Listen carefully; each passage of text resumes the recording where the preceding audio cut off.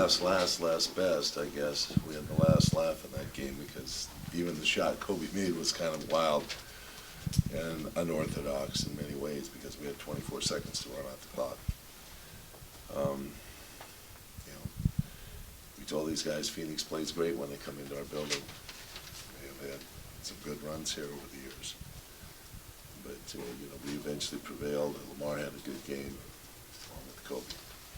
What do you say about Ron Artest? He had a good game, sub 14, 18 points, steal. Yeah, I thought his defense was effective. Gave us opportunities, advantages. I think we had 3 leads in the last 2 minutes in regulation in the first 2 overtimes and lost them. Ron helped us get those. I wasn't happy with how we ran our game plan down the stretch, but that'll happen. You didn't substitute in any of the overtimes. No. And stuck with the starters, and it worked out. Can you talk about your decision to kind of ride with the starters? It's really hard to get someone involved. You've gone through the stretch, and then you start out the first overtime and the second overtime. It's hard to get guys involved, but it's possible. You know, they substituted Dudley. That was, I think, their only substitute out there.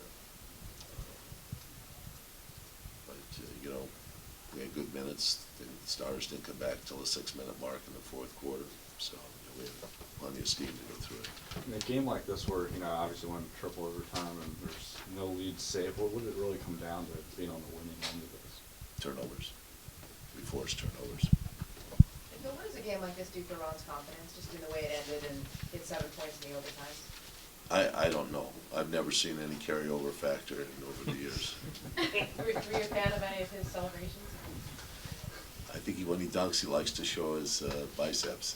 The past couple seasons, Powell's had some situations where he's been late in games on the foul line, not necessarily with 2 seconds left. But Yeah. what do you think that could do for him to, you know, maybe put that? Well, we hope that's the incentive for him. You know, he's had a couple opportunities like that and has been able to make one. He missed 2 one time, but you know, that's a tough situation. He stood up and did it. Paul, you mentioned Phoenix. They've had a lot of great games in here. Does it still feel the same? Does the rivalry, the intensity still feel the same when they've had so much turnover on their roster? I think so, because of some of the people they've replaced. I mean, Carter brings an element to his game, you know, familiarity to Kobe and Ron for sure. Gortat is a little bit different. You know, obviously, he's been a really super sub for him since they've received him in the draft or in the trade. When you're involved in a game like this, do you ever, I mean, you know, it's not the end of the world if you know, if you win or lose, and do you allow yourself to sort of appreciate the drama at all? You know, I was hoping I'd get out of here by 11 o'clock personally. That's a little bit past my bedtime. No, it's kind of fun. That's the fun part of it.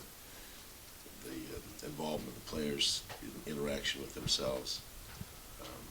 Some of the mistakes they make that I hope they grow through those by the time we reach the playoffs. We can learn from them. And also their team spirit. I mean, it's a great thing to have. 13 points for Barnes off the bench. Are you seeing signs of him rounding back into physical form? I think so. I wasn't happy with the unit that he was playing with. They gave up a lot of points in a short amount of time out there tonight. But, you know, he was very effective. A lot of activity out there. What did you see on that play where Odom was called for the foul on Fry? I thought, you know, we had a foul to give. And,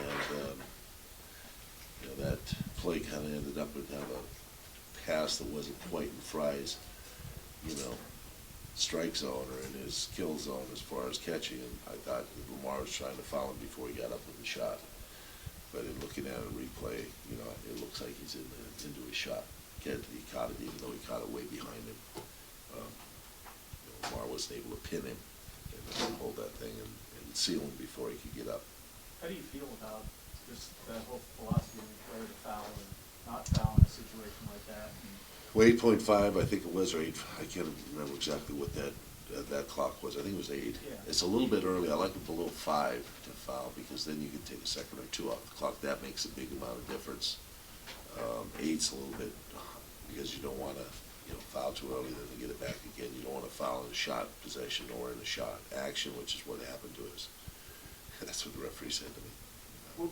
What was, I mean, that would play happened right in front of the bench. Was there anybody telling Lamar to foul, or? Well, we said we had a foul to use, but we wanted to use it, in the dribble activity, not that. And I thought we played really aggressive, and there could have been maybe a foul called in the context of that single play. But, those things happen. But I What mean, did- as the play was unfolding, there was somebody saying foul, foul. There wasn't a situation in front of our bench where we really could. I mean, Nash had that ball, got it back, or that action, and we were yelling a foul to use at that time. So I think that influenced Lamar in that regard. What did this game do for Kobe in terms of his rhythm with the ankle and all that? He looked very active. I mean, he didn't look like he was affected at all by the ankle tonight. He was down numbers of times, regulation, overtime. And, I think he forced things and, didn't make shots. The shots didn't go in for him. He thought he was fouled. So there's a whole bunch of elevation of mood and down. So, hopefully, we'll get back to some things. I asked him to use a screen. He didn't use a screen one time. He went isolation and did get a good shot off. And, so there are a number of things where our communication wasn't as good as it could have been or has been. So how much more engaged does Ron seem to you right now, or at least comfortable in what he's doing out there, than maybe, let's say, 2 months ago? I just think his mood is really good. He's having fun. I mean, it's enjoyable to him. And he's enjoying his activity and what he contributes to the team. Is that What do you- is that reflected in some of these celebrations, do you think? Perhaps. Well, what do you attribute that to? Is it just simply he's more involved or engaged? Yeah, I think he recharged. At the All-Star break, I think he got recharged a little bit and got back on the beat. You talked before the game just about, sort of an open book of who you guys might end up playing in the playoffs, and would you like to play Phoenix?